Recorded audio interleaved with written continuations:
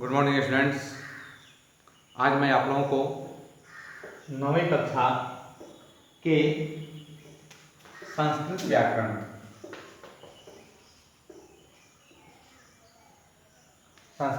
में कथ प्रत्यय के बारे में बताने जा रहा हूँ।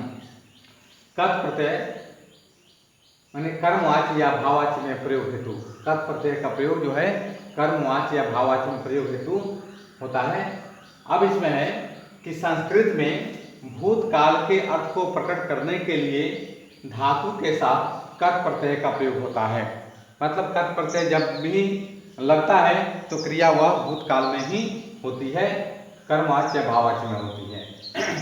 जैसे आपने यहाँ देखा कि कथ के कहलन का लोप हो जाता है। जब भी किसी क्रिया के साथ धातु के साथ जो कथ प्रत्यय का प्रयोग होता है तो उसमें कहलन का लोप हो जाता है और केवल त ही धातु के साथ जुड़ा रहता है, जुड़ता है। यह प्रत्यय कर्मवाच्य और भाववाच्य की क्रिया के साथ ही लगता है। जैसे कथ जोड़ कथ, कथितः, तो कथ जोड़ कथ कथितः।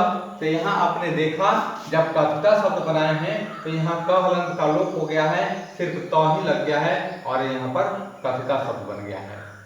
स्मृति जोड़ कथ स्मृतः, तो यहाँ भी क हलंत का लोप हो गया है और त धातु के साथ जुड़ करके स्मृता शब्द बन गया है। उसके बाद है इसके कुछ नियम हैं। नियम को जानने के बाद इसको बनाना और आसान हो जाएगा। पहला नियम है सेठ धातु में। उसमें दो तरह की धातुएं होती है, एक सेठ धातु और एक अनिट धातु। तो सेठ धातु कौन होती है और अनिट धातु कौन होती है, इसको भी जानना जरूरी है। सेठ धातु, जो धातु लट और लिट लकार में एक जैसी रहती है वह सेठ धातु होती है। जैसे पठ धातु का जब हम रूप पढ़ते हैं तो लट लकार में भी हम पढ़ते हैं तो पठती पठत पठंती, पठसी पठथा पठता पठामी पठाओ पठामा। और लिट लकार में पढ़ते हैं तो पठिष्यति पठिष्यता पठिष्यन्ति, पठिष्यसि पठिष्यथा पठिष्यथा पठिष्यामि पठिष्याओ पठिष्यामा। तो इसमें जो है पठ है, चल है, खाद है, इसका परिवर्तन नहीं होता है। लट और लिट लकार दोनों में एक जैसी रहती है। लेकिन अनिट धातु क्या होती है, तो जो धातु लट और लिट लकार में परिवर्तित हो जाती है वह अनिट धातु होती है। जैसे गम धातु है तो लट लकार में हम इसका रूप पढ़ते हैं तो होता है गच्छति गच्छत गच्छन्ति, गच्छसि गच्छथा गच्छथा, गच्छामि गच्छाओ गच्छामा। लेकिन लिट लकार में जब पढ़ते हैं तो गच्छ जो है वह गम हो जाता है ना। तो उसमें पढ़ते हैं गमिष्यति गमिष्यता गमिष्यन्ति, गमिष्यसि गमिष्यथा गमिष्यथा, गमिष्यामि गमिष्याओ गमिष्यामा। तो यहाँ परिवर्तन हो गया, तो यह हो गई अनिट धातु। अच्छा, इसका जो है अब तीसरा नियम, सेठ धातु में प्रत्यय से पूर्व ई लगता है। सेठ धातु में प्रत्यय से पूर्व ई लगता है। जैसे कथ जोड़ कथ कथिता, तो यहाँ कथ प्रत्यय लगाते हैं तो उसके पहले हमने थ में ई लगा दिए हैं तो कथिता शब्द बन गया है। चौथा नियम है कथ अंत वाले सभी शब्दों के रूप पुल्लिंग, स्त्रीलिंग और नपुंसकलिंग तीनों में चलते हैं। तो आपने यहाँ देखा कि जैसे गम है, कथ लगाए तो पुल्लिंग में होगा गतम, स्त्रीलिंग में गता और नपुंसकलिंग में गतम। पांचवा नियम है कथ प्रत्यय से युक्त धातु के प्रयोग में कर्ता प्रायः तृतीया विभक्ति में और कर्म प्रथमा विभक्ति में होता है। क्रिया का लिंग और वचन कर्म के अनुसार होता है।